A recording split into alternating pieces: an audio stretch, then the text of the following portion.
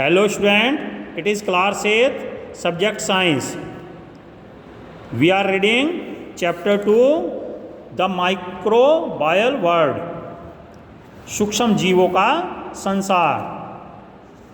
Today topic is use of microorganism.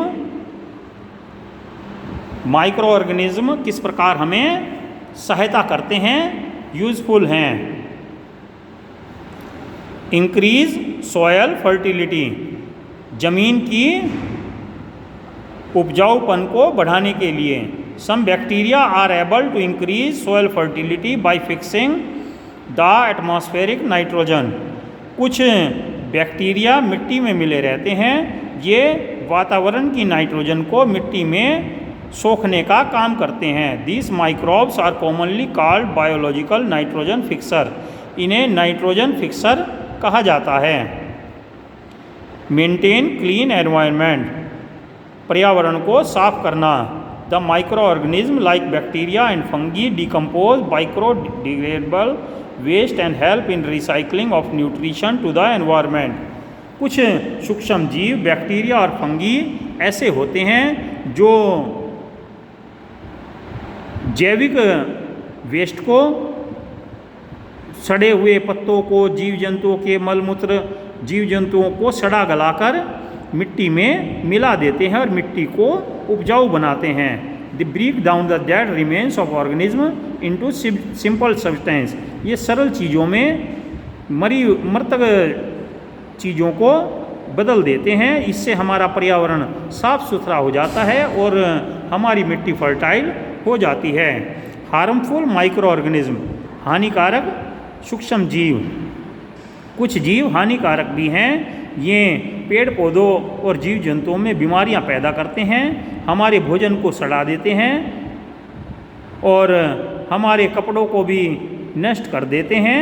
ऊन आदि के कपड़ों में सूक्ष्म जीव लग जाएं, कीड़े मकोड़े लग जाते हैं तो वे काट देते हैं, लेदर चमड़े को भी गला देते हैं.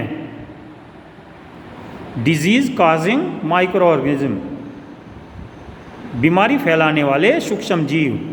बहुत से ऐसे सूक्ष्म जीव हैं जो पेड़ पौधों में और पशुओं में बीमारी फैलाते हैं, उन्हें पैथोजन कहते हैं. इन ह्यूमन बींग्स, मनुष्यों में बीमारी फैलाने वाले. The disease causing micro organism like bacteria, fungi, virus and protozoa enter our body parts through various means such as food and water that we consume, the air we breathe, physical contact and carriers like mosquito, flies, etc. बहुत से ऐसे सूक्ष्म जीव हैं जैसे bacteria, fungus, virus और protozoa. ये विभिन्न प्रकार से हमारे शरीर के अंदर चले जाते हैं, जैसे हमारे भोजन के साथ, हमारे पीने वाले पानी के साथ, हमारी सांस लेने वाली हवा के साथ, हम किसी दूसरे व्यक्ति के कांटेक्ट में आते हैं या किसी पशु के कांटेक्ट में आते हैं तो उसके कांटेक्ट से उसके पास जाने के कारण और विभिन्न प्रकार के कीटाणु ले जाने वाले जीवों जैसे मच्छर, मक्खी आदि, ये भी बीमारियों के कीटाणु ले जाते हैं, फैलाते हैं. जो इन्फेक्शन एक व्यक्ति से दूसरे व्यक्ति में हवा, पानी, भोजन या आपसी मेल जोल से लगता है, ऐसे कॉन्टैक्ट को कम्युनिकेबल डिजीज़ या संचारी रोग कहते हैं. ये एक से दूसरे में लग जाता है. इस तरह की बीमारियों में कोलेरा, हैजा, उल्टी दस्त लगना, कॉमन कोल्ड, जुकाम होना, चिकन पॉक्स, चेचक, एड्स और ट्यूबरकुलोसिस, टीबी की बीमारी मुख्य हैं. इसीलिए कहा जाता है कोई व्यक्ति बीमार है, बुखार है, नज़ला जुकाम है तो उससे दूर रहना चाहिए. Some common communicable disease in human being along with their mode of transmission, causative, pathogen and prevention measure are listed in the table.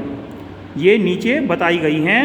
TB की बीमारी, ये इसके कारण होने वाला जो कीटाणु हैं उसे बैक्टीरियम कहते हैं. ये हवा के द्वारा होता है और इसके प्रिवेंट करने के लिए, रोकथाम के लिए वैक्सीनेशन किया जाता है. बच्चों में वैक्सीन लगाई जाती है, इंजेक्शन बचपन में लगा दिए जाते हैं. कोलेरा, हैजा भी बैक्टीरियम से, बैक्टीरिया से होता है.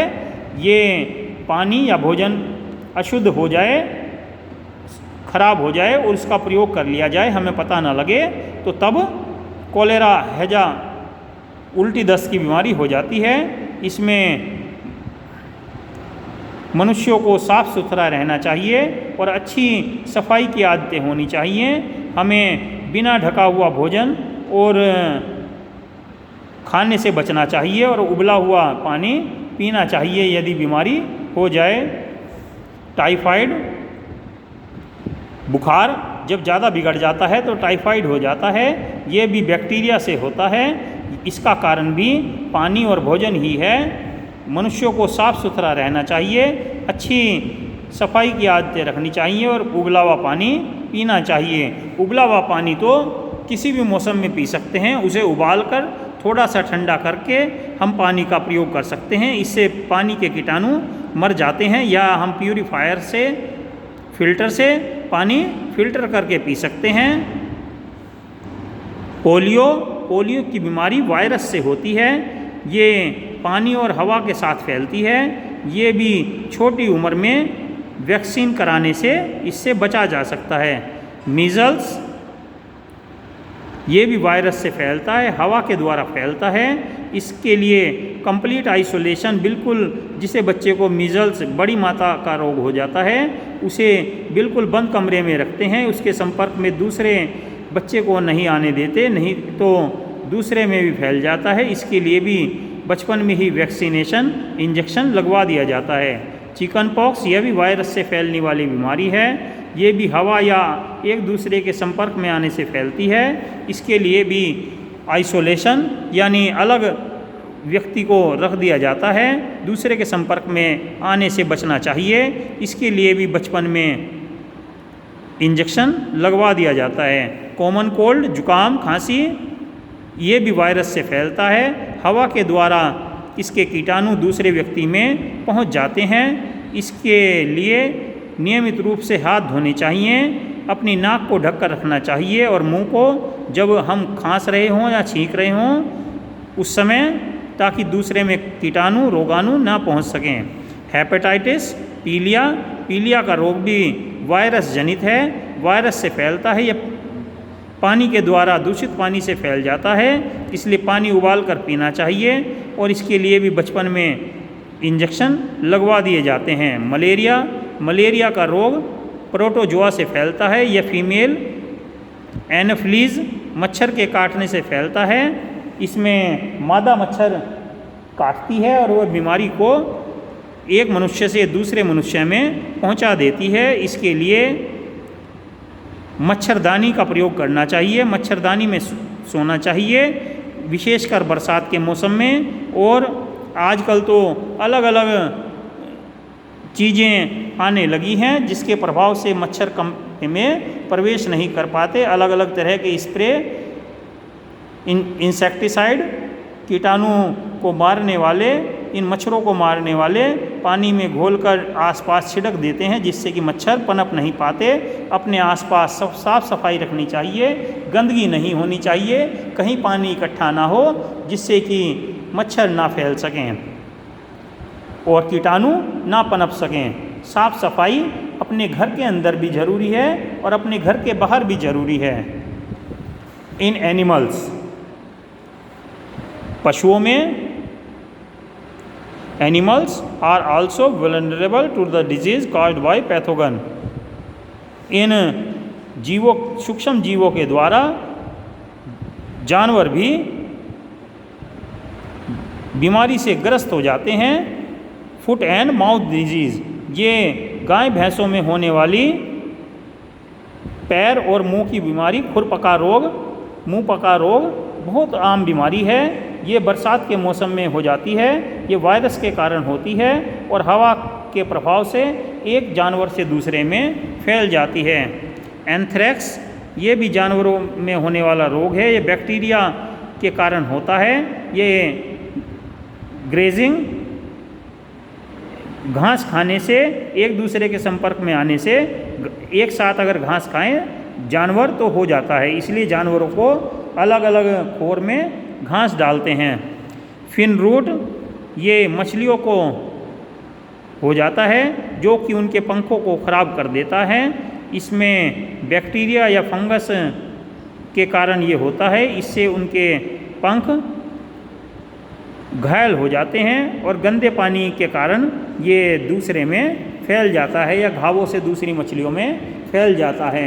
इन प्लांट्स पौधों में होने वाले रोग कुछ माइक्रो ऑर्गेनिज्म पौधों में भी, जैसे गेहूँ, चावल, आलू, गन्ना, संतरा, सेब और अन्य में भी रोग कर देते हैं। ये निम्न प्रकार से बताया गया है।